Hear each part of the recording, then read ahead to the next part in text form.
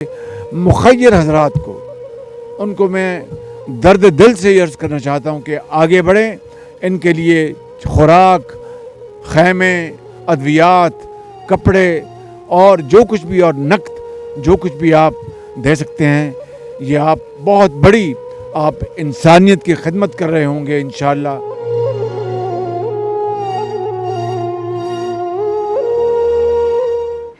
आऊज़ुबिल्लाहि मिनश्शैतानिर्रजीम, बिस्मिल्लाहिर्रहमानिर्रहीम। नाज़रीन, करीबन 12,000 साल पहले इस दुनिया में जब इंसान ने नया नया ज़राअत को अपना पेशा बनाना शुरू किया, पहली मर्तबा कुछ चावल उगाए, कुछ मकई उगाई, और हल्के हल्के करके जो बदुओं वाली ज़िंदगी थी कि कोई परमानेंट उसका घर नहीं हुआ करता था, इस ज़राअत के तुफ़ैल उसने परमानेंट रेजिडेंस इख्तियार की। और फिर हमने देखा कि करीबन कोई 5,500 के करीब, 6,000 साल पहले के करीब जो बड़ी बड़ी तहज़ीबें हैं, जिसमें इजिप्शियन तहज़ीब भी आती है और कुछ आगे पीछे इंडस सिविलाइजेशन, और जितनी बड़ी बड़ी तहज़ीबें दुनिया में जिनका जिक्र आज भी किया जाता है, वो तमाम इसी वजह से बड़ी समझी जाती हैं कि उनका जो पानी का निज़ाम था, उनका जो ज़राअत का निज़ाम था, जिसकी वजह से उनकी मईशत को तक़वियत मिली और फिर वो दुनिया में बड़ी तहज़ीब के तौर पर उभर कर सामने आई। आज पूरी दुनिया में जितनी भी तरक्की हुई है, जो भी इनोवेशन या टेक्नोलॉजी के नाम पे जो कामयाबी है, जिसे मॉडर्निज़म हम लोग कहते हैं, ये सारी ज़राअत की मरहून मिन्नत है। अगर ज़राअत ना होती, हमारे पेट भरे ना होते, तो हमें अपनी मज़ीद ज़रूरियात का एहसास कभी ना होता। और शायद आज भी जो हंटिंग का एक ज़माना था, जो इंसानों की बनी नौ इंसान पे गुजरा है, शायद आज भी ऐसा ही होता। इस ज़राअत को और ज़राअत के पेशे से जुड़े लोगों को हम बसा औक़ात बहुत, टर्किश का एक लफ्ज़ है हफ़ीफ़, बहुत हल्का समझते हैं या बहुत गैर ज़रूरी समझते हैं। जबकि अगर हम सिर्फ पाकिस्तान की जानिब देखें तो 65 से 70% जो हमारी आबादी का हिस्सा है वो ज़राअत के पेशे से जुड़ा है। GDP का एक बहुत बड़ा हिस्सा इस ज़राअत की बुनियाद पर है, और लोगों को नौकरियाँ, जो एम्प्लॉयमेंट जिसकी हम बात करते हैं, रोज़गार, वो भी इसी ज़राअत के शोबे से जुड़ा हुआ है। सैलाब आया, पाकिस्तान में तारीख़ी तबाही हुई, दुनिया हैरान रह गई। जिस क्लाइमेट चेंज का जिक्र किया जा रहा था, उसकी मिसाल बन के उभरा पाकिस्तान। लेकिन इस मिसाल के पस मंज़र में जो तारीख़ी नुकसान पाकिस्तान को हुआ है, पाकिस्तान की आवाम को, हमारे इंफ्रास्ट्रक्चर को और हमारे ज़रई निज़ाम को, इसके बारे में गुफ्तगू करना और आगाही फैलाना हम सब का फ़र्ज़ है। नाज़रीन, दर्द आशना की आज की इस नशिस्त में आपका खैर मक़दम है। मैं हूँ आपकी मेज़बान तहरीम मुनीबा, और आज हमारा मौज़ू सुख़न, जो गुफ्तगू का हमारा मौज़ू है, वो सैलाब के तनाज़ुर में हमारी ज़राअत है। क्या मसाइल दरपेश हैं, क्या टेक्नोलॉजी है जो अब दुनिया में अवेलेबल है, हमारे किसान जो कि पूरी दुनिया के खाने को प्रोड्यूस करने के ज़िम्मेदार हैं, क्या उनके कोई मसाइल हैं जिन्हें मैं और आप इग्नोर कर रहे हैं? क्योंकि एक बात तो तय है, सिर्फ टेक्नोलॉजी और आसाइशों की बुनियाद पर ज़िंदगी नहीं चल सकती। जब पेट खाली होता है तो सारी चीज़ें हेच बेकार नज़र आने लगती हैं। आपकी मुलाकात अपने मेहमानों से कराती हूँ, जो आज हमारी इस गुफ्तगू में हमें मामलात की संगीनी को समझने में बहुत मदद देंगे। सबसे पहले तो हेल्थ सेक्टर से हमारे पास एक डॉक्टर साहब मौजूद हैं, जो कि डाउ मेडिकल यूनिवर्सिटी से ताल्लुक़ रखते हैं, फैकल्टी ऑफ मेडिसिन और अप्लाइड साइंसेज से उनका ताल्लुक़ है। डीन है प्रोफेसर इफ्तिखार अहमद। अस्सलाम वालेकुम, खुश आमदीद सर। इफ्तिखार साहब के साथ हमारे अगले मेहमान जो हैं वो एग्री दुनिया के CEO भी हैं, और एक बड़ी मुनफरिद एप्लीकेशन है, क्योंकि हमें ऐसा लगता है कि देहात में जो ये किसानों का तबका होता है, इसका टेक्नोलॉजी से बज़ाहिर कोई ताल्लुक़ नहीं होता, लेकिन हमारे नौजवान टेक्नोलॉजी की मदद से किस तरह से हमारे किसानों की मदद कर रहे हैं, और इवन सैलाब की इस तबाही वाली सूरत हाल में भी उनकी आबादकारी या रिहैबिलिटेशन में किस तरह से माउन साबित हो रहे हैं। आज के हमारे मेहमान आपको इस बारे में तफसील से आगाह करेंगे। हमारे साथ मौजूद हैं फ़ाइक हसनैन। अस्सलाम वालेकुम, खुश आमदीद। Thank you. इफ्तिखार साहब, आपसे गुफ्तगू का आगाज़ करूँगी, क्योंकि सैलाब का जो सबसे पहला नतीजा हम सब ने देखा, जिसका गाँव के साथ साथ शहरों पर भी असर हो रहा है, वह है वबाई अमराज और मेडिसिन। ज़ाहिरी आपका शोबा है सर, किस तरह से आप देख रहे हैं सिचुएशन? क्या कैंप्स में आपका विज़िट हुआ है? क्या सूरत हाल है जो आपने देखी है, और मुस्तक़बिल में इसके क्या असरात मुरतब हो सकते हैं? देखिए, वबाई कोई भी डिज़ीज़ जो है, जब वो नॉर्मल एक रेट होता है, इक्का दुक्का केसेस होते रहते हैं, लेकिन वो जब बहुत ज़्यादा होने लगे तो उसे आप वबाई एपिडेमिक बड़ी उस सूरत में आ जाते हैं। सैलाब के बाद ये जो एक्सपीरियंस है हमारा लास्ट जो डिकेड में हुआ था, उसमें जो सबसे ज़्यादा कॉमनली हमने देखे, वो कुछ तो वबाई अमराज ऐसे होते हैं जो पानी की वजह से होते हैं, और डायरेक्टली पॉल्यूटेड पानी, गंदा पानी जब मिक्स हो जाता है अच्छे पानी के साथ, और इवन जो पानी एक ही होता है वहाँ पे जो हम लोग बहुत पानी में, ये तो बहुत डीप गए होंगे, लेकिन वहाँ तो ना तो वॉशरूम की फैसिलिटीज़ परसिस्ट करती हैं, जब इमीडिएट होता है लोग वहीं छतों पे महसूर होकर रह जाते हैं। तो just you can imagine, we can not discuss कि वो उनकी लाइफ क्या हो रही होगी उस वक्त जब वो छतों पे हैं, पूरी फैमिलीज़ और इर्द गिर्द पानी है, तो कहाँ की हाइजीन, कहाँ की बाकी चीज़ें, तो यकीनन वो पानी ख़राब होता है।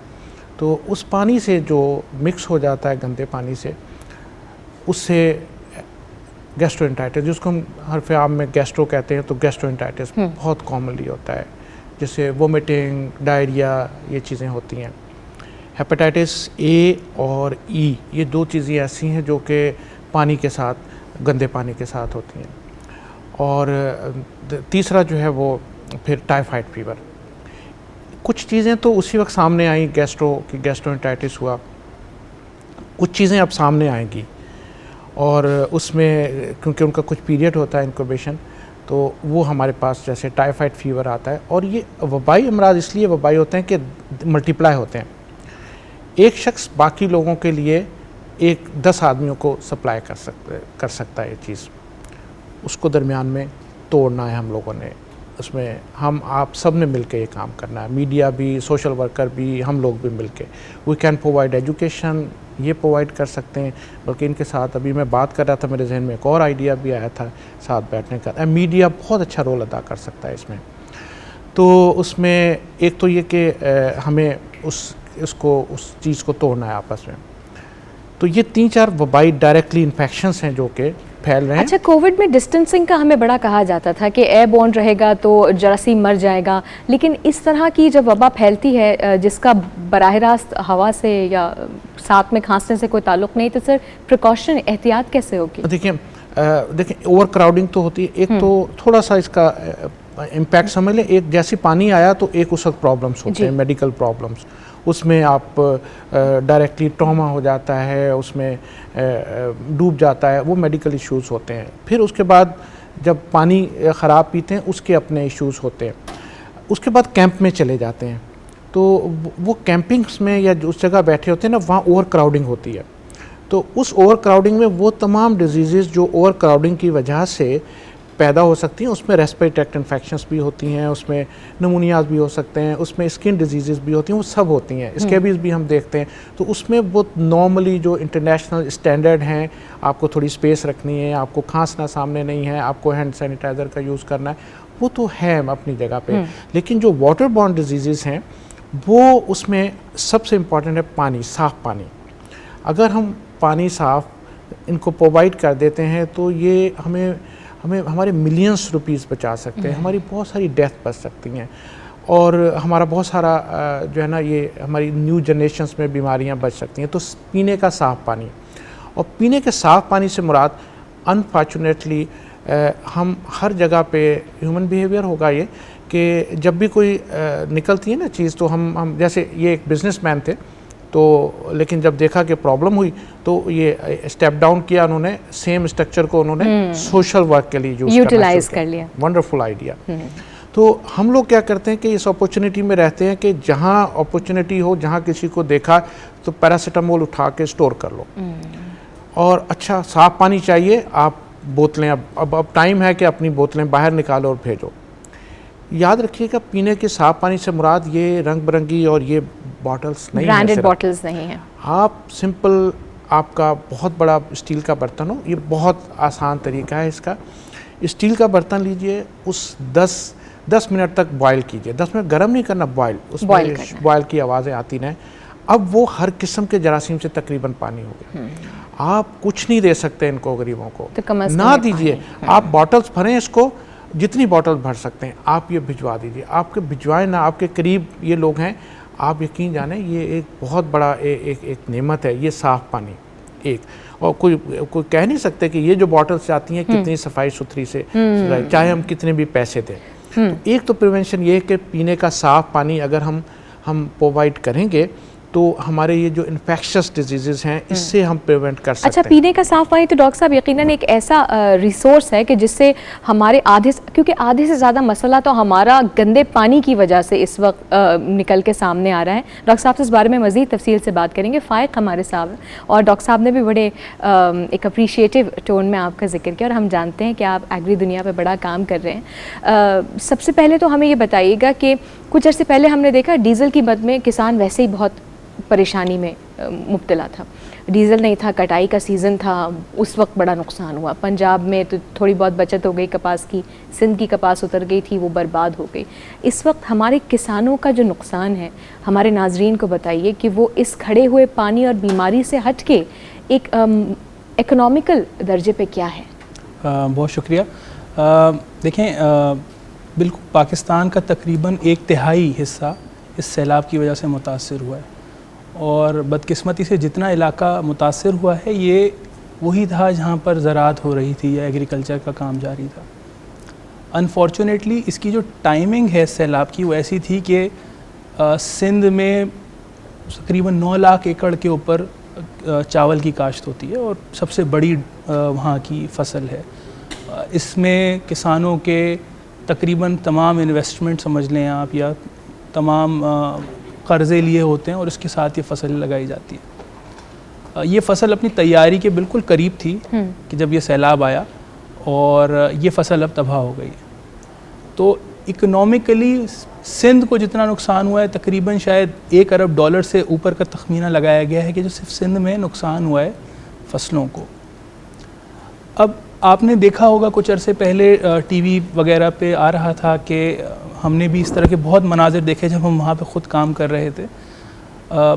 किसानों ने अपने बच्चों को बचाने के बजाय अपने जानवरों को बचाने पर प्रेफरेंस दी।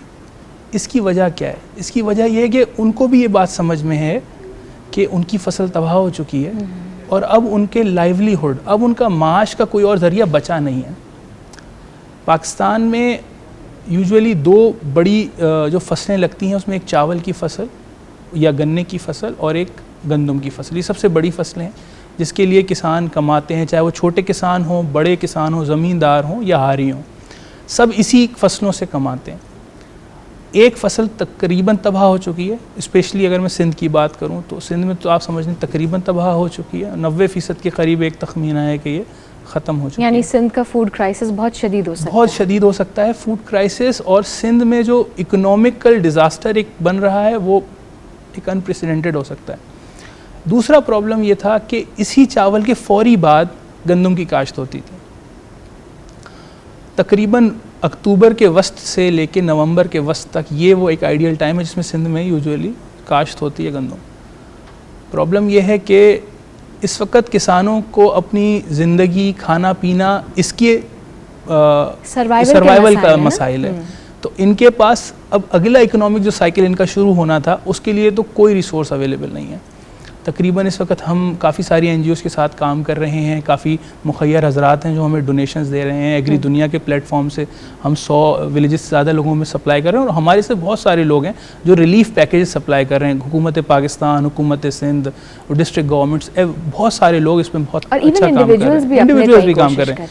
लेकिन ये सारा काम है रिलीफ एफर्ट के नाम पे कि किस तरह उनको खाना पीना, ये रिहैबिलिटेशन नहीं है। असल मसला जो मुझे और हमारी टीम को समझ आता है और हम समझते हैं क्योंकि हमारा इससे अब ज़ाहिर है ये हमारा एक तरह से कारोबार जैसे कह रहे हैं कि था और अब हम इसको स्टेप डाउन करके किस तरह सपोर्ट करें किसान भाइयों को हमारे वहाँ उन इलाकों में। क्योंकि जैसे मैं बता रहा था कि हम और उन 4 अजला में काम करते हैं जो शायद सबसे ज़्यादा अफेक्टेड हैं इस सैलाब से। तो उसके लिए अब हमने एक प्रोग्राम लॉन्च किया है कि हम किस तरह किसानों को रिहेबिलिटेट किया जा सकता है, कैसे उनको दोबारा उनके पैरों पे खड़ा करें, क्योंकि उनके पास तो अब सकत नहीं है अपने पैरों पे खड़ा होने की। तो इसमें मुखैर हजरात, इसमें मुख्तलिफ कंपनीज़, हम जैसे बहुत सारे लोग हैं, उनको चाहिए हम ये समझते हैं कि अब फोकस करें कि उनको रिहेबिलिटेट कैसे करना है, सर्वाइव कैसे करना है। और उसमें हम टेक्नोलॉजी का बहुत अच्छा इस्तेमाल इस तरह कर रहे हैं कि एटलीस्ट ये एक इम्प्रेशन है कि बहुत सारे गाँव देहातों में शायद मोबाइल फ़ोन का इस्तेमाल नहीं है। इब्तिदा में मैंने यही कहा कि हमें ऐसा मालूम होता है कि हमारे किसानों को सिर्फ ट्रैक्टर चलाना आता है और टेक्नोलॉजी या ऐप से या इंटरनेट की दुनिया से उनका कोई ताल्लुक नहीं है। लेकिन आपकी एप्लीकेशन है एग्री दुनिया, कुछ हमारे नाजरीन को बताइए कि वो किसानों की कैसे मदद कर रही है। जी बिल्कुल। जैसे मैंने बताया कि हमारी एप्लीकेशन पे तकरीबन 11,000 के करीब समझ लें फार्मर्स हैं जो कि मौजूद हैं, और तकरीबन समझ लें इतनी ही फैमिलीज़ को हम सपोर्ट कर सकते हैं। किस तरह से? इस तरह के हमारे पास उनका डेटा है, कौन कहाँ पर मौजूद है, किस जगह रहता है, उनकी कौन सी फसल है, किस इलाके में है, और इस डेटा को हम इस तरह, पहले तो हम इस तरह यूटिलाइज़ करते थे कि हम उनको सप्लाई करते थे मुख्तलिफ उनकी रिक्वायरमेंट्स के हिसाब से उनके डोर स्टेप्स के ऊपर। चूँकि ये सैलाब आया तो हमने अपने कारोबार को साइड में किया और हमने कहा कि हम किस तरह उनको रिलीफ सप्लाई कर सकते हैं मुख्तलिफ NGOs के साथ, चूँकि हमारी उनके साथ एक connection due to the mobile app था। और अब हम उनको इसी चीज़ पे कर रहे हैं कि कैसे मुखय्यर हजरात को उन छोटे किसानों के साथ, छोटे ज़मींदारों के साथ जो बिल्कुल समझ लें कि दिवालिया हो चुके हैं इस आफत के नतीजे में, उसको कैसे कनेक्ट करें, ये हम अब कर रहे हैं कि मुखय्यर हजरात से भी रिक्वेस्ट कर रहे हैं कि हमारे साथ डोनेट करें। मुख्तलिफ इंटरनेशनल ऑर्गेनाइजेशन है, उनसे भी हम ये बातचीत कर रहे हैं कि अगर उनके फार्म्स को, उनके खेतों को आप गोद ले लीजिए, उनकी जो भी रिक्वायरमेंट है हम आपको बताते हैं। क्रॉप्स अडॉप्शन की, क्रॉप अडॉप्ट करें, आप खेत को पूरे अडॉप्ट कर लें, उनकी जो भी रिक्वायरमेंट है, क्योंकि देखें अक्टूबर नवंबर का अगर हमने टाइम वेस्ट किया तो फिर ये गंदम की प्रोडक्ट नहीं लग सकती। बिल्कुल, और स्पेशली रशिया यूक्रेन की वॉर में तकरीबन 2.1 मेगाटन के करीब हम लोग इंपोर्ट करते थे गंदम, और अब जाहिर है वो रास्ते भी बंद हैं, और अगर इतनी वाफर मकदार में गंदम पाकिस्तान में नहीं आएगी, और सिंध का भी एक बहुत ज़्यादा 9 लाख एकड़ के करीब आप कह रहे हैं कि हमारी फसलें बर्बाद हैं, तो ये फूड क्राइसिस कैसे हैंडल होगा, कैसे मैनेज होगा? आई थिंक ये तो कोविड के ज़माने से ज़्यादा डायर सिचुएशन नज़र आ रही है। आपने शायद अब देखना शुरू किया हो कि गंदम की कीमतें बाज़ारों में बढ़ना शुरू हो गई हैं, आटे की कीमतें बढ़ना शुरू हो गई हैं, और ये सब इसी एंटिसिपेशन में इस वक्त ये मार्केट डिमांड सप्लाई के ऊपर चलती है। सपोजिडली अगर सिंध का एक बहुत बड़ा हिस्सा है पाकिस्तान की इकनॉमी में, एग्रीकल्चर में, वो बहुत बड़ा कंट्रीब्यूशन है, तो उसमें हम ये समझते हैं एक मुहतात अंदाजे के मुताबिक कि 30 से 40% वो लोग किसान हैं जो कि छोटे किसान हैं, छोटे ज़मींदार हैं। ठीक है, वो तो अपने लिए कुछ नहीं कर सकते शायद अब, तो अच्छा, उनको सपोर्ट यहाँ पे एक आधी सवाल मेरा है, मैं दोबारा आपकी तरफ आऊँगी डॉक्टर साहब से बात करने के बाद, कि पाकिस्तान में चलें अभी तो हमने 16-18 बिलियन के करीब हमने, पानी भी एक एसेट होता है, अगर आपके पास जमा हो डैम्स में तो ये एक एसेट है जो कि कई अरसे तक, जब तक बारिशें ना हो, किसी भी मुल्क की मईशत को मजबूत करने में बड़ा किरदार अदा करता है। हमने ज़ाया कर दिया, चलें उसके बारे में क्या बात करना, लेकिन वैसे भी पाकिस्तान में उतना पानी नहीं होता, लेकिन हमारी क्रॉप्स की तरफ अगर आप देखें तो सबसे ज़्यादा पानी इस्तेमाल करने वाला चावल उगाते हैं हम, तो ये हमारी आगाही के चैनल में कहाँ मसला होता है? क्यों उनको नहीं बताया जाता कि ऐसी और बहुत सारी क्रॉप्स हैं कि जो लगाई जा सकती हैं, जिनका मुनाफा भी ज़्यादा है, बिक्री भी है और खुशहाली भी आएगी, पानी भी कम लगेगा? ये कोई आगाही में कोई मसला है या कोई पॉलिसी का कोई? देखें, हमारा चूँकि इस काम है, हमारा तो बुनियादी तौर से हमारी इसमें थोड़ी एक्सपर्टीज़ है, मैं इसीलिए आपसे पूछा जी, जी। देखें, पाकिस्तान में वो क्रॉप ज़्यादा लगाई जाती है जो अच्छे इकोनॉमिक रिटर्न दे, ठीक है। चावल का सबसे बेहतर इकोनॉमिक रिटर्न है अगर उस हिसाब से आप देखें। पानी इसमें बिल्कुल ज़्यादा लगता है, लेकिन इसका एक फ़ायदा और होता है कि इसकी वजह से आप कम पानी में गंदम को सर्वाइव कर लेते हैं। ये एक समझ लें एक होलिस्टिक है, ये चला आ रहा है अब काफ़ी अरसे से, और आप ये ठीक कह रही हैं कि इसका ऑल्टरनेट हो सकता है, इसकी वजह से ज़मीन को नुकसान पहुंचता है, बहुत सारी चीज़ें पानी ज़्यादा होने से। वाटर रिसोर्सेज जो ऑलरेडी इतने कम हैं, क्यों आप ऐसी कोई फसल लगाएं कि जो आपसे वो रिसोर्स मांगती है जो पहले ही बहुत स्कार्स है आपके पास? जी, मैं उस पर बिल्कुल आप सही कह रही हैं।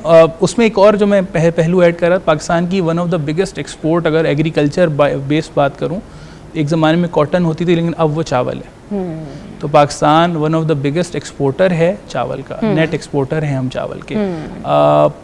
और चावल हमारा स्टेपल फूड भी है, एक पूरी दुनिया का जी, पूरी दुनिया का, और हमारे पाकिस्तान का भी चावल और वीट दोनों एक स्टेपल फूड है। तो उस सिलसिले में ये एक बैलेंस है, मेरे जहाँ तक हम समझते हैं एक बैलेंस है। कोई भी चीज़ की ज़्यादती बुरी होती है। चावल भी लगाना चाहिए हमें, गंदम भी लगानी चाहिए, और चीज़ें भी लगानी चाहिए, और जैतून भी लगाने चाहिए, जैतून भी लगाने चाहिए, लेकिन हर ज़मीन में हर चीज़ नहीं लग सकती। ये एक बुनियादी। अच्छा, लेकिन क्या जब हमने यूनाइटेड अरब एमिरेट्स यानी जब UAE में हमने सहरा में घास उगते देखी, तो क्या जी। उसके बाद हमारा ये कहना जायज़ है कि किसी भी ज़मीन में सब कुछ नहीं लग सकता? जी ऐसा ही है। देखें हर मिसाल के तौर पे अगर आप ऐसी ज़मीन जिसमें चावल लगता है, इसमें अगर आप मिसाल के तौर पे आलू लगाने की कोशिश करें तो वो क्रॉप सक्सेसफुल नहीं होगी। ठीक है, अच्छा, ठीक इसके है। ऊपर और थोड़ी तफसीलन हम बहस जी। करेंगे, लेकिन डॉक्टर साहब जब मैं आपसे गुफ्तगू कर रही थी तो आपने पानी का जिक्र किया कि पानी उबाल के आप भेजें, ये भी एक बहुत बड़ी मदद हो सकती है। ज़रूरी नहीं है कि आप वो हज़ारों रुपए के गैलन्स लोगों से ख़रीद के भेजें, आप ये काम खुद भी कर सकते हैं।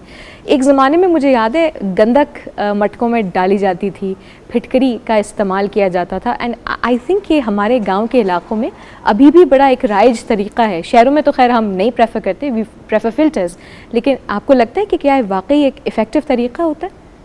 देखिए, दो तरह की इम्प्योरिटीज़ होती हैं इसके अंदर। एक आप फिटकरी डाल के आप किसी भी गंदे गदले पानी में, तो थोड़ी देर बाद वो साफ़ हो जाता है, ठीक है। नीचे बैठ जाती हैं इम्प्योरिटीज़, लेकिन बैक्टीरिया सारे नहीं मरते, बहुत सारे वायरसेस नहीं मरते, तो ये कदरे साफ़ कर देता है पानी को। लेकिन क्योंकि गांव में देहातों में जो उनका जो नालों, छोटे नालों का पानी होता है, तो वो कभी गदला होता है तो उसका गदलापन तो दूर कर देता है, लेकिन इसकी वो एफिकेसी नहीं है कि आप इसको सारा उस तरह से वो रिमूव करते हैं सारी। और बहुत सारे क्लोरीन के और भी ऑल्टरनेटिव्स हैं, क्लोरीन की टैबलेट्स आती हैं, और अब मैं ब्रांड नेम्स नहीं लेना चाह रहा हूँ बहुत से, तो और भी चीज़ें हैं। और अब इस सैलाब में भी जो है एक डोनर हैं, हम लेके जाते थे तो उन्होंने कहा no further bottles, we don't need. क्यों? उस इलाके में किसी ने बहुत बड़ा प्लांट लगा दिया है जो कि आरओ प्लांट है। जी, सुना मैंने, और वो वहीं पे काम हो रहा है। तो आरओ प्लांट लगाना कोई मुश्किल बात नहीं है। अभी इस दरमियान एक बड़ी अच्छी इन्वेस्टमेंट होगी, आप लगाएं और वो हमेशा के लिए चलता रहे उन लोगों। सिंध में साफ़ पानी, ख़ास तौर पे थरपारकर में साफ़ पानी, ये तो बहुत इम्पॉर्टेंट ज़रूरत है। हमारी बात आधी हुई थी डायरेक्टली पानी ने तो जो करना था ना बीमारियाँ, ये पानी जो है ना एक मेज़बानी करता है बहुत सारे ऐसे छोटे छोटे जानवरों की जो कि फर्दर जो है ना बीमारियां पैदा करते हैं। उसमें मॉस्किटोस, मच्छर सबसे टॉप पे है। बिल्कुल। तो जैसे ही फ्लड आता है तो एकदम तो वो भी वॉश्ड हो जाते हैं, उनके घर जो छोटे ये रहते हैं, पानी छोटे छोटे जॉर्ड या कलेक्शंस होती हैं। जो डेंगू का मच्छर है बड़ा मुहज़्ज़ब किस्म का है, वो घर के अंदर रहता है, हमारे साथ रहता है, साफ़ पानी में रहता है, ऐसी ऐसी जगहों पे रहता है, यू कैन नॉट बिलीव, हमारे गुलदस्तों में रहता है जहाँ पानी अपैरेंटली वो गंदी जगह नहीं होती, उन जगहों पे नहीं होती, हमारे घरों में छुपे होते हैं। आप फ्रिज को कभी, हमने एक स्टडी की थी तो वो छोटे छोटे जो उसके लार्वा मिले थे, फ्रिज के नीचे पानी जमा होता रहता है, जी। उसके अंदर पड़े हुए मिले। घर में हम टायर छोटे छोटे पड़े रह जाते हैं, बारिश हुई टायर के अंदर जमा हो गया। अच्छा, तो क्या यही वजह है कि डेंगू एक ऐसी बीमारी है जो किसी खास तबके में नहीं होती, अमीरों गरीबों सबको बराबर हो जाती है। और उसमें और एक और ये होता है कि डेंगू का मच्छर जो है वो दिन में भी ज़्यादा एक्टिव होता है, रात के अलावा भी। तो ये एक तो ये डेंगू के मच्छर पलना शुरू हो जाते हैं और साथ साथ उनके भी मलेरिया के भी, ये दोनों ट्रांसफ़र कर सकते हैं अपने जरासीम जब काटते हैं। तो ये दो बीमारी जो है ना ये भी बहुत तेज़ी से फैलती हैं इस दरमियान। एक तो इमीडिएटली जो हो रहा है वहाँ पे, लेकिन अब थोड़े दिनों के बाद जब पानी रह जाएगा वहाँ पे, अब अभी तो बहुत पानी है, लेकिन जब थोड़ा थोड़ा पानी रह जाएगा और उसके अंदर फिर इनके घर बन जाएंगे। अब उसमें मैं सोच रहा था, जब आपसे मेरा बात हुई तो जैसे हमने सैनिटाइज़र्स को प्रमोट किया वहाँ पे, मुझे नहीं पता कि हमारी गवर्नमेंट किस हद तक इनको मच्छर मार जो चीज़ें होती हैं उसको भेज सकें उन चीज़ों को। हम उनको एजुकेट करके, जब हमारे सच्ची बात है कोरोना में काफ़ी हद तक लोगों ने हम कॉम्प्लाइंस किया था। आई पर्सनली बिलीव, मैं कनाडा में भी प्रैक्टिस करता हूँ, तो हमारा वैक्सीनेशन उनके मुकाबले में गोरे वैक्सीनेशन से, उनके टैबोस, उनकी थिंकिंग, वो आप यकीन जाने हमारे लोग ज़्यादा, मुझे कभी कभी लगते हैं कि वो ज़्यादा रैशनल है हमारे लोग। यस, तो वहाँ अक्सर मुझे वैक्सीनेशन नहीं करानी। तो हम लोग अपने लोगों को कभी भी अंडर एस्टिमेट ना करें, हम उन तक पहुँचाएँ बात कि देखो ये अगर अपने घर के इर्द गिर्द ये मच्छर जो हैं वो हम इस तरह से मार लें तो हमारा ये डेंगू और ये मलेरिया, एटलीस्ट ये दो चीज़ तो बड़ी आसानी से कंट्रोल, जो आने वाले दिनों में इसका बहुत बड़ा प्रॉब्लम होगा, क्योंकि अभी इतना नहीं है लेकिन it will keep on proliferating. Sir, आपका डाउ यूनिवर्सिटी से ताल्लुक़ है और ये यकीनन एक गवर्नमेंट का इदारा भी है। प्राइवेट के मुकाबले में हमेशा गवर्नमेंट हॉस्पिटल्स में लोगों की तादाद ज़्यादा होती है बिकॉज ऑफ अफोर्डेबिलिटी, और हमने ये देखा है कि ज़्यादा तजर्बेकार डॉक्टर्स तकरीबन most of the times government hospitals में होते हैं। तो आप हमें ये फिगर बेहतर बता सकते हैं कि डेंगू और मलेरिया के पेशेंट्स इन पिछले दिनों में किस तादाद में रिपोर्ट हुए हैं? एग्जैक्टली मैं तादाद तो नहीं बता सकता आपको, जब तक के डेटा मेरे सामने हो। इतना मैं कह सकता हूँ कि हॉस्पिटल्स की किसी भी एआर में, किसी भी शहर के किसी भी एमरजेंसी डिपार्टमेंट में आपको कहीं जगह नहीं मिलती। बड़े बड़े नाम जो है ना उसमें भी बाहर लिख के लगाया हो, डाइवर्जन की हुई है।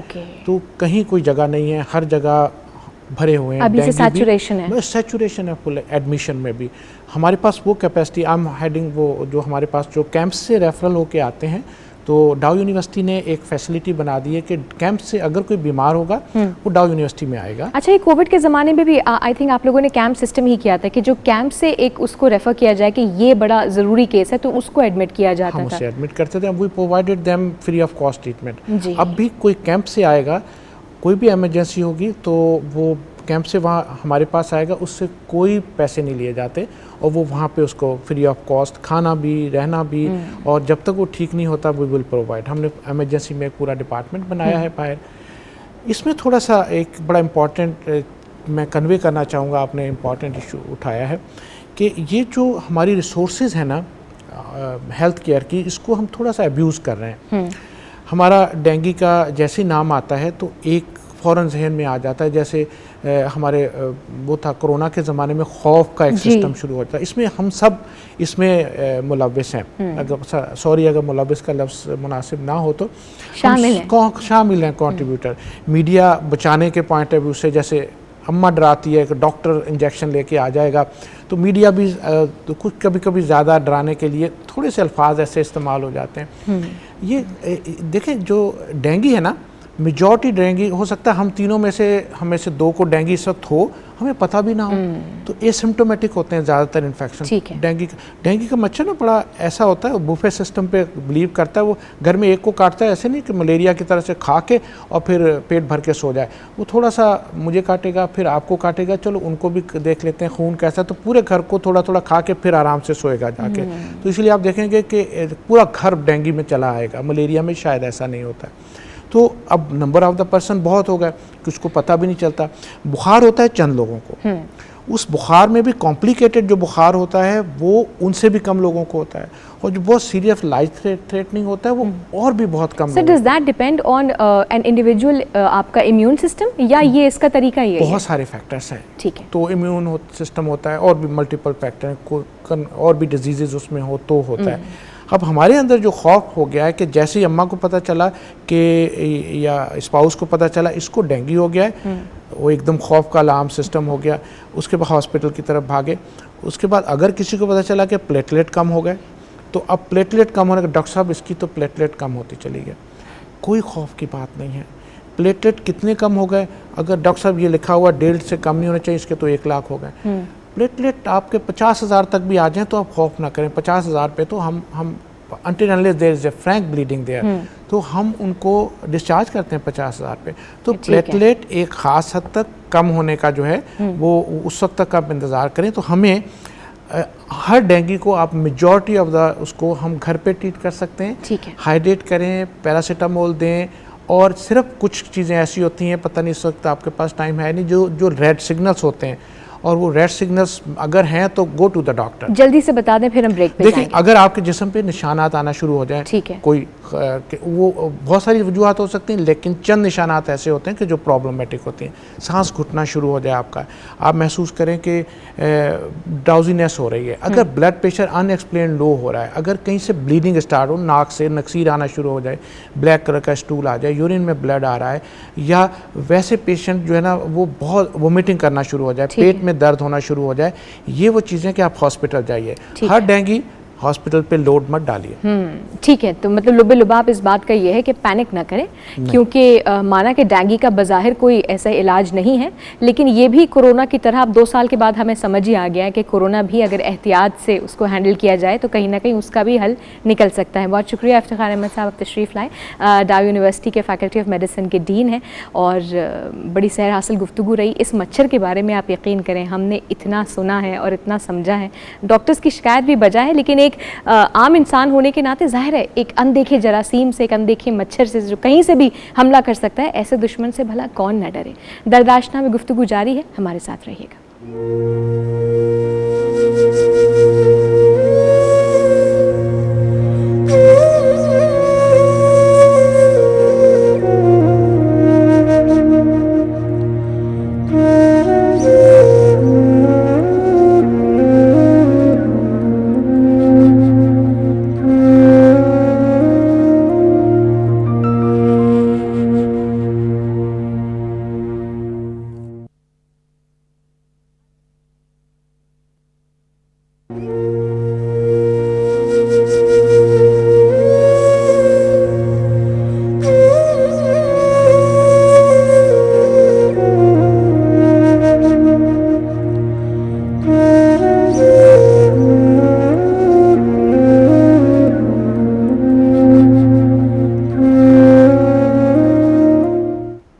खुशामदीद नाज़रीन, दरदाश्तनामा की इस नशिस्त में आपका खैर मकदम है।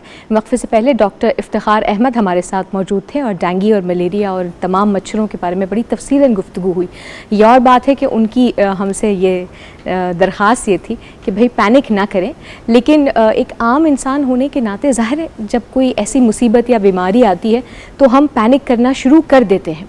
इसका बज़ाहिर कोई इलाज मौजूद नहीं है, लेकिन इसका बिल्कुल ये मतलब या मकसद नहीं है कि इसका कोई भी इलाज मौजूद नहीं है। एहतियात करें, बाकी सेहत तो अल्लाह ताला की तरफ से।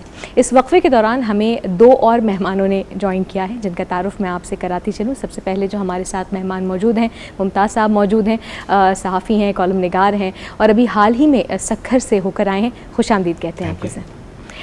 इनके साथ हमारे अगले मेहमान हैं, कराची यूनिवर्सिटी के एग्रीकल्चर डिपार्टमेंट में लेक्चरार के तौर पे आजकल अपनी खिदमत सर अंजाम दे रहे हैं, सैयद अकबर अली हमारे साथ हैं। अस्सलाम वालेकुम। अस्सलाम वालेकुम। अच्छा जी, खुशामदीद कहते हैं अपने गेस्ट्स को। और मौजू हमारा ज़ाहिर है ज़राअत से मुताल्लिक़ है। तो अकबर साहब मैं आपकी तरफ तो तफसील से इस बारे में आऊँगी, लेकिन मुमताज़ साहब सबसे पहले तो हमें बताइए, अभी सक्खर में आपका जाना हुआ है और जैसे कि फ़ाइक भी कह रहे थे कि सबसे ज़्यादा तबाही जुनूबी इलाकों में बिलखुसूस सिंध में आई है, ताज़ा तरीन क्या सूरत हाल है? जी शुक्रिया। मैंने ट्रैवल किया है तकरीबन ऑलमोस्ट उन इलाकों में जहाँ ये डिज़ास्टर हुआ है। पैनिक भी है, लेकिन यह है कि जो ज़राअत का शोबा है उसकी डेटा ये है कि जो एग्रीकल्चर डिपार्टमेंट ने खुद ने कहा है कि जो शुगर केन है वो उसका लॉस 32% हुआ है। तकरीबन वो 7-8 लाख के दरमियान उसकी काश्त हुई थी। जो सबसे ज़्यादा नुकसान हुआ वो हुआ है काटन का हुआ है और राइस का हुआ है।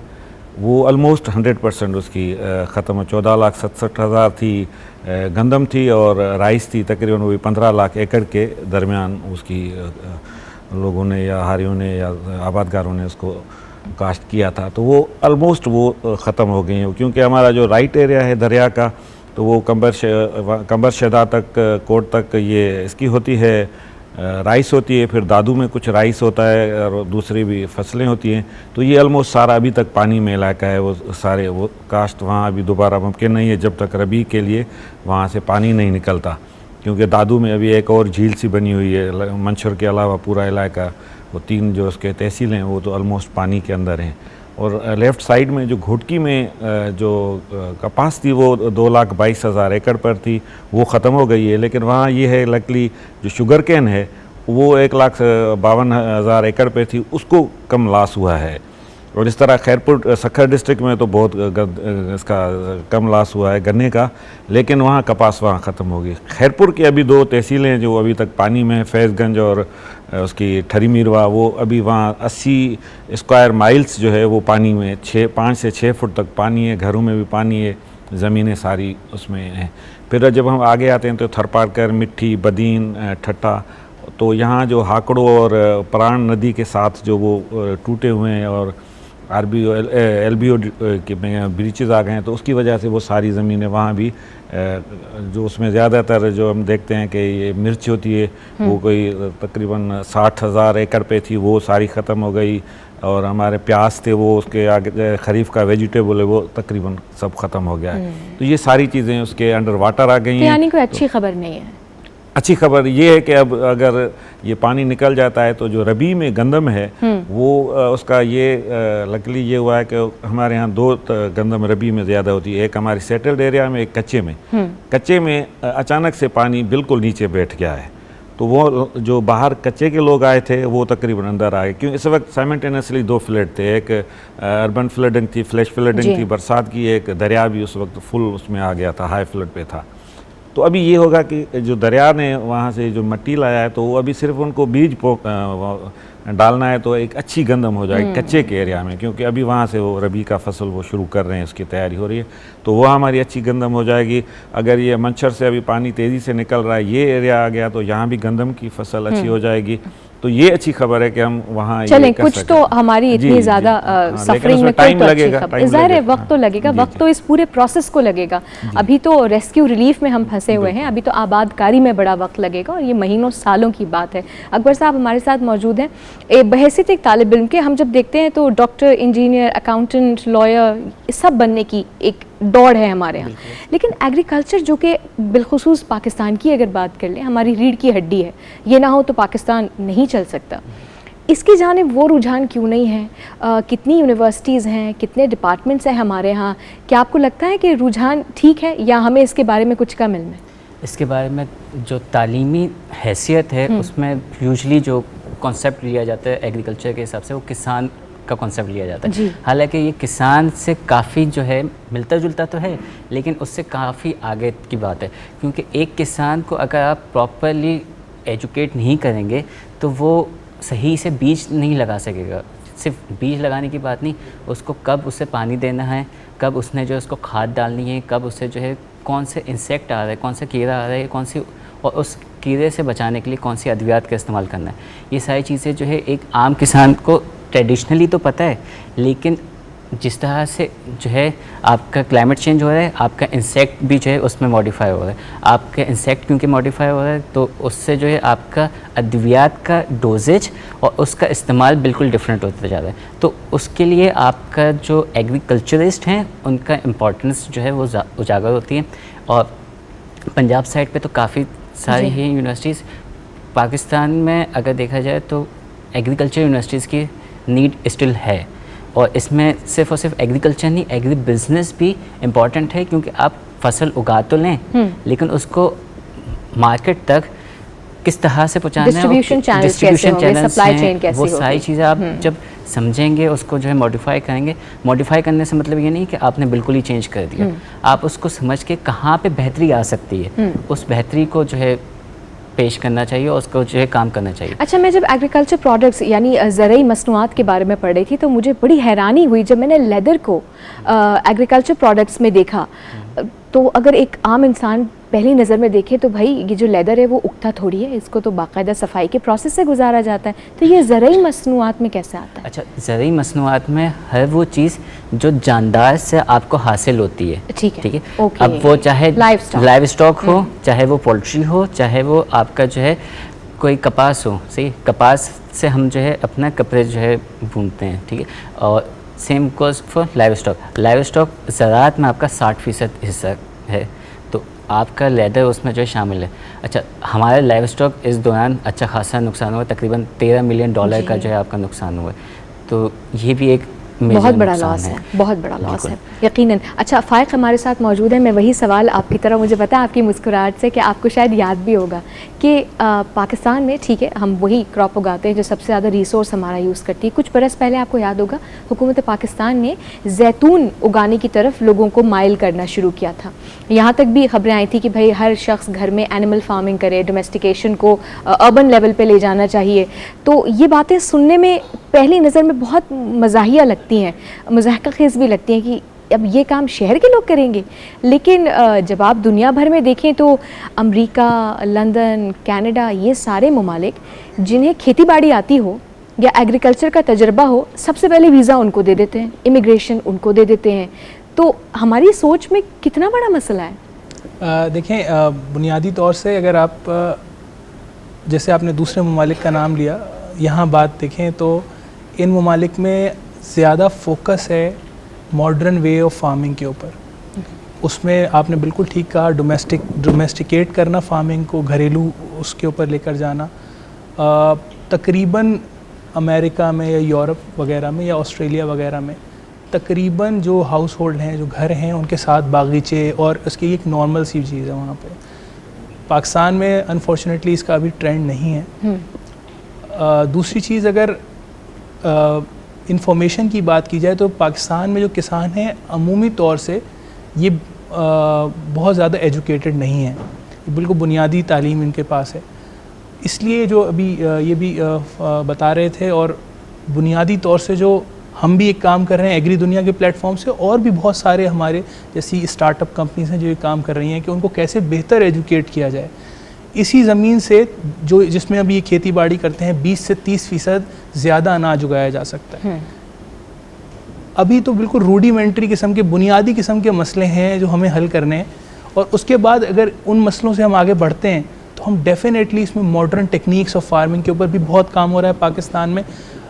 चूँकि शहरों में ये काम नहीं हो रहा है तो शहरी आबादी को ऐसा शायद एक इम्प्रेशन है, लगता है कि शायद ज़राअत बहुत कदीमी कोई किस्म का काम है और इससे हमारा तो कोई ताल्लुक नहीं है, लेकिन ऐसा नहीं है। इसमें बहुत जदीद ड्रोन बेस्ड पेस्टिसाइड स्प्रेइंग इस्तेमाल हो रही है। हम खुद ये काम मुख्तलिफ किसानों के साथ कर रहे थे, ऑफ कोर्स फ्लडिंग से पहले।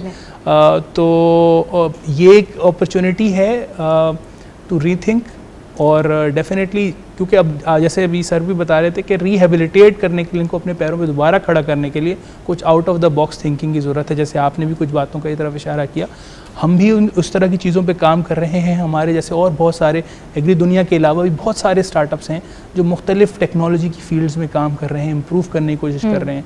मुख्तलिफ इंक्यूबेशन सेंटर पाकिस्तान में बने हुए हैं, कराची में भी है, हैदराबाद में national incubation centre Hyderabad, Karachi, ये सारे लोग इस तरह के बहुत सारे अवाम पाकिस्तानी यंग जनरेशन को, यूथ को जो कि काम करना चाहते हैं, वो मौके प्रोवाइड कर रहे हैं। बोथ NIC कराची, हैदराबाद, ये लोग ये मौके प्रोवाइड कर रहे हैं कि किस तरह से आप एग्रीकल्चर इकोनॉमी को समझ सकते हैं और कैसे इसको बेहतर कर सकते हैं। अच्छा, मैं आपसे पूछूंगी अकबर साहब, क्योंकि आप पढ़ाते भी हैं, तो ज़रा हमको ये गाइड करें कि हम उमूमन जब पाकिस्तान में ज़राअत को गौर से देखते हैं तो हमें सारी ज़राअत पंजाब में नज़र आती है। एक तासुर ये है, कुछ सहरा भी हैं हमारे यहाँ, पथरीले इलाके भी हैं, ज़मीन कोई भी बेकार नहीं होती। अगर कुछ भी नहीं हो सकता तो ज़ेरे ज़मीन हम हमारे जौहरी हथियार स्टोर करते हैं, कोई भी ज़मीन बेकार नहीं होती। तो ये जो बाकी बहुत सारा हिस्सा है जिसे यूटिलाइज़ नहीं किया जा सकता, आपकी नज़र में वो कौन से क्रॉप्स हैं जिनकी जानिब पाकिस्तान को अब तवज्जो देनी होगी इंटरनेशनली, जिनका मयार भी है, जिनकी डिमांड भी है और ज़र मुबादला भी उनसे हासिल किया जा सकता है? इसमें जो सबसे पहली जो फोकस होना चाहिए वो हमारे पास जो मेजर इंपोर्ट बिल बनता है वो है तेलदार अजनास का। तो तेलदार अजनास जैसे सनफ्लावर हो गया आपके पास, या जो सोयाबीन हो गया। अच्छा, सोयाबीन क्योंकि जो है आप उसका बीज इंपोर्ट करते हैं, लेकिन सनफ्लावर या मस्टर्ड या सरसों आप जैसे कहते हैं उसके ऊपर काम करना पड़ेगा ताकि ये हमारा इंपोर्ट बिल कम हो। अच्छा, ये हमारी इन जगहों पे जहाँ पे ऑलरेडी काश्त नहीं हो रही वहाँ पे काश्त के लायक हैं। ऑल्दो कुछ जगहों पे जो है कुछ पथरीली जगह हैं तो वहाँ पे नहीं हो पाएगा, लेकिन मेजॉरिटी जगहों पे ये हो जाता है। सही। दूसरा जो मेजर है वो है आपका लाइव स्टॉक का चारा। लाइव स्टॉक का चारा आपके पास होगा तो लाइव स्टॉक हेल्दी होगी। अब इनिशियली लाइव स्टॉक का जब चारा आप ग्रो करेंगे ना, अब जिस तरह से फॉर एग्जांपल आपके पास अभी फ्लड आया हुआ है, पहली फुर्सत में जो करना चाहिए वो आपका चारा उगाना चाहिए। उसका चारा और दालें, उसका फ़लसफ़ा ये है कि आपके चारा और दालें जो हैं वो आपकी ज़मीन को भी ज़रख़ीज़ करते हैं। सो वो होता है आपके छोटे साइकिल के हैं, 2 से 3 महीने की हैं। अगली फसल जो आएगी उसकी पैदावार ज़्यादा हो जाएगी आपकी। ठीक, तो आपके नॉर्मल क्रॉप की भी फसल जो है बेहतर हो सकती है अगर आप इसको बेहतर वे में रोटेट कर सकें। ठीक है, दैन आपके पास जो है ऐसी फसलें आ जाती हैं जिनको आप बाय प्रोडक्ट्स जो है यूज़ कर सकते हैं। फॉर एग्जांपल आपके पास जो है कोकोनट के बाय प्रोडक्ट्स हैं। फिर कोकोनट आपका कराची के हद तक तो महदूद है, लेकिन आगे अगर आप देखें तो वहाँ पे नहीं लगाया जाता। सही। फिर जो है आपका कोकोनट, आपने वो वीडियोस देखी हैं जो पिछले अरसे में कोकोनट की जो बाक़ियात होती हैं उससे बायोफ्यूल बनाया जा रहा है कुछ अफ्रीकन कंट्रीज़ में। मेरे नाज़रीन को भी बताती चलूँ, आज नहीं तो इंशाल्लाह कल हम ये वीडियो आपके साथ ज़रूर शेयर करेंगे कि नारियल का जो सख्त कवर होता है और जो उसकी बची कुची जो चीज़ें होती हैं, शुरू में बड़े बाल होते हैं, वो निकालने के बाद अफ्रीका की कुछ जगहों पे कुछ लोगों ने अपने तय इनिशिएटिव्स लेकर उनको जला भुसा के और फैक्ट्री से गुजार के अब उसका बायोफ्यूल बनाना शुरू किया है। क्योंकि क्लाइमेटिक चेंज का एक सबसे बड़ा जो डायरेक्ट कॉन्सिक्वेंस है वो ये भी है कि हमारे fossil fuels are running out. Petrol भी दुनिया में एक फाइनाइट ज़्यादा मकदार में है, गैस भी हर जगह नहीं है, तो ऐसी सूरत में बायोफ्यूल्स बहुत ज़रूरी हैं। आपको लगता है हमारे यहाँ इन बायोफ्यूल्स पे क्योंकि देखिए मुश्किल हालात में कहते हैं ना ज़रूरत ईजाद की माँ होती है, तो मुसीबत में जब ज़रूरत पड़ती है, डू यू थिंक हम बायोफ्यूल्स की तरफ इतनी आसानी से आ जाएंगे? अच्छा, हम लोग जो हैं अल्टीमेटली हम लोग जो बायोफ्यूल बनाते हैं वो मेजर एक्सपोर्टर्स में से हम लोग हैं।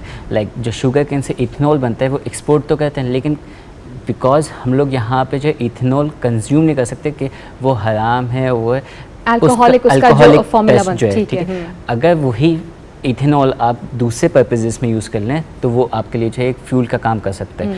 एट द सेम टाइम जो आपने एग्जांपल दी, जो उसका नारियल का छाल है, अगर आप उसका जो है एक कारपेट लाइक स्ट्रक्चर क्रिएट कर दें और वो कारपेट आप बिछा दें अपनी जो है क्या कहते हैं फ्लडेड एरियाज़ में जहाँ पे आपका वो रुका हुआ है पानी अब, तो वहाँ पर आप 4 से 5 हफ्ते की जो फसल होती है वो आप उगा सकते हैं, उसी के ऊपर पानी के ऊपर ही आप उगा सकते हैं।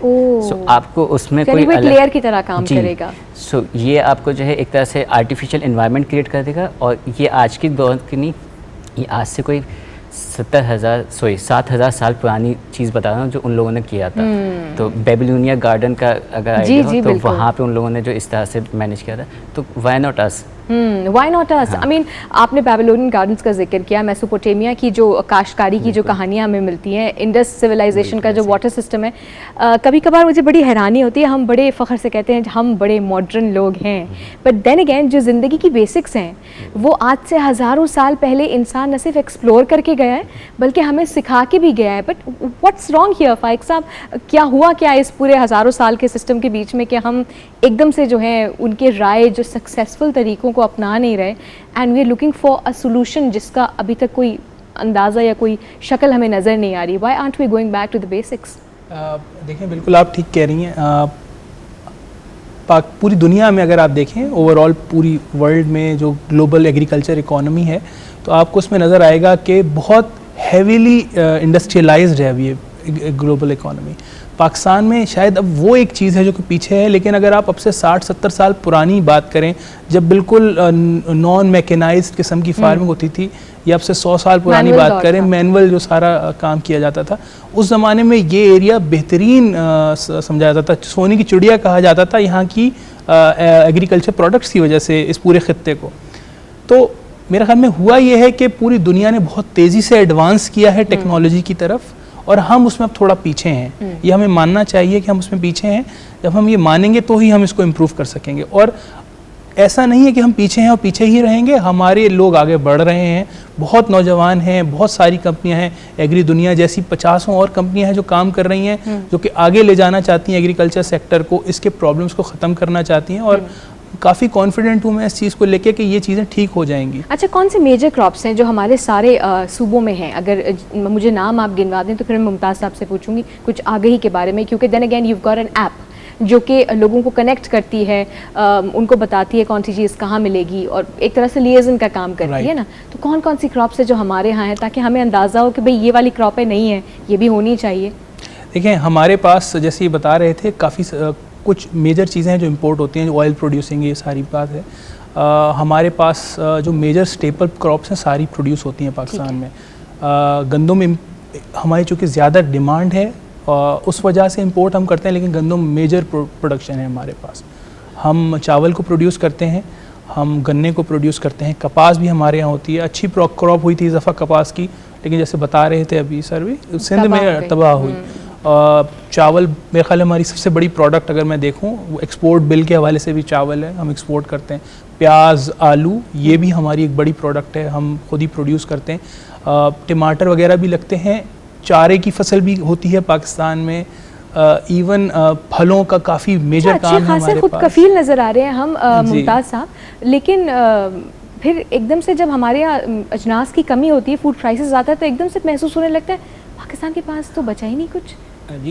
जी बुनियादी जो बेसिक चीज़ है वो ये है कि आप एग्रीकल्चर और इरिगेशन में मॉडर्नाइजेशन होती है एक, और दूसरा होता है कि जब आपकी क्रॉप होती है तो उसकी पैटर्निंग में आप पॉलिसी पैटर्निंग करते हैं, तो उसमें तब्दीली जो शिफ्ट हम नहीं करते। हमारे यहाँ ऐसी क्रॉप्स हैं जिनको पानी की ज़रूरत है, हम उस वक्त उगाते हैं जब पानी हमारे पास कम होता है, तो क्रॉप पैटर्निंग जो होती है वो हम शिफ्ट नहीं करते। हमारे पास अच्छी पॉलिसीज़ हैं, एग्रीकल्चर पॉलिसीज़ हैं, लेकिन हम उसको इम्प्लीमेंटेशन नहीं करते। और फिर उसकी जब हमें पैटर्निंग करनी होती है कि फ़र्ज़ करें राइट साइड पे मई जून जुलाई में हम राइस का करते हैं, लेकिन इत्तेफाक ये है कि एक तकरीबन 1.5 दहाई से अब वहाँ पानी होना कम हो गया है। इस टाइम पीरियड में हमारे पास पानी आ रहा है सितंबर से अगस्त और सितंबर, इससे तो हम क्रॉप पैटर्निंग नहीं कर रहे। और क्रॉप पैटर्निंग के ये हमारे यहाँ 2 अच्छी चीज़ें हुई हैं। सखर IBN इनिशिएट किया था एग्रो बिजनेस, उसमें डिपार्टमेंट खोला है फैसलाबाद से, उसकी कोलैबोरेशन है चाइना से, फिर वहाँ आखिरी सेमेस्टर वहाँ होता है। तो एग्रो बिजनेस जो है उसको हम रिलेट नहीं कर रहे, तो ये अभी स्टार्टअप हुआ है, लेकिन एग्रो बिजनेस की बहुत इंपॉर्टेंट है। दूसरा क्रॉप पैटर्निंग ही देखें, खैरपुर में 2 तजुर्बे हुए बहुत कामयाब।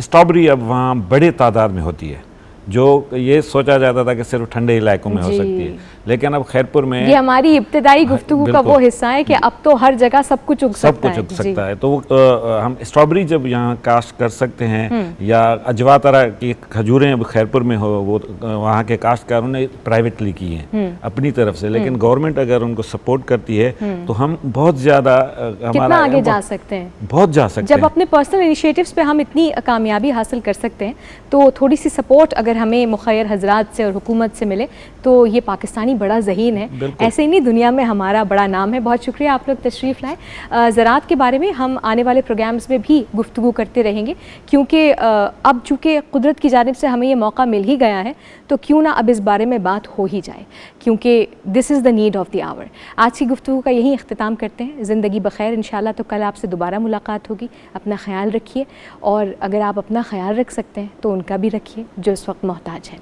अल्लाह हाफ़िज़।